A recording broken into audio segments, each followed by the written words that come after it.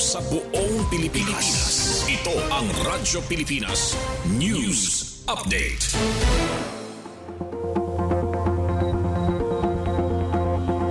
Philippine Standard Time, 3:57 p.m. Maupay nga kulob sa iyong tanan, asya ini ang mga balita yan na nga oras. Outreach activities and First Samar Police Mobile Force Company naghatag kalipay sa mga bata sa Barangay Obrero, Calbayog City. Detalye, pamatian naton matikang kan Charmaine Perito Balvez. Radyo Pilipinas Report.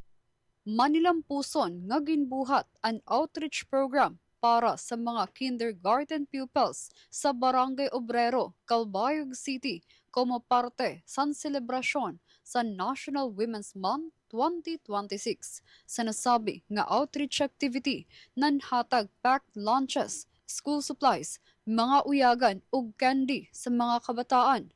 Nagdumaraluwat health talk si Miss Maria Joanna Nicolas, usa nga nutritionist dietitian, kundiin gintutduan ang mga bata sa tama nga nutrisyon, hygiene, ngan pagiging aktibo para sa kalibsog san kalawasan.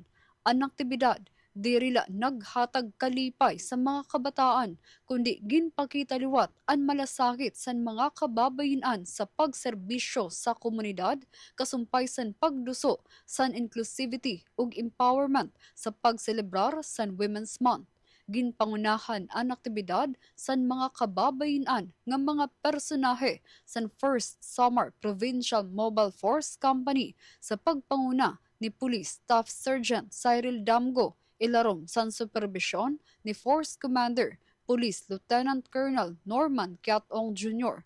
Kasugbong sa nasabing outreach program ang advisory group san First Samar PMFC ngan 35th Special Action Command, 3rd Special Action Battalion, Philippine National Police, PNP staff.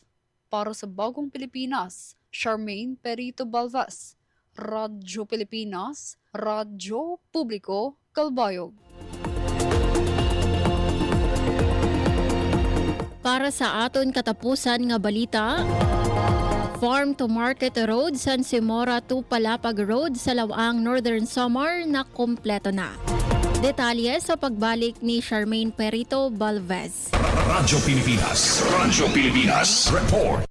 Balita sa Northern Samar, mas mapapadali na ang pagbiyahe sa mga residente ug parauma kahuman makompleto ang bag-o nga Farm to Market Road nga nagkokonekta tikang Simora Palapag Road pakadto sa bungto San Lawaang Northern Samar. May kahalabaon nga 737 metros ang kalsada nakadesenyo para makaya ang pag-agi san magbugat nga mga sarakyan ug ginlalauman nga makakabulig para mas malaksi ang pagbiyahe san mga parauma san era mga produkto pakadto sa mga merkado.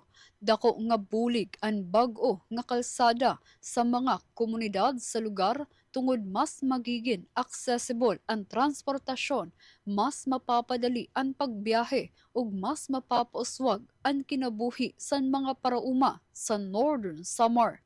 Para sa Bagong Pilipinas, Charmaine Perito Balvez, Radyo Pilipinas, Radyo Publiko, Calbayog.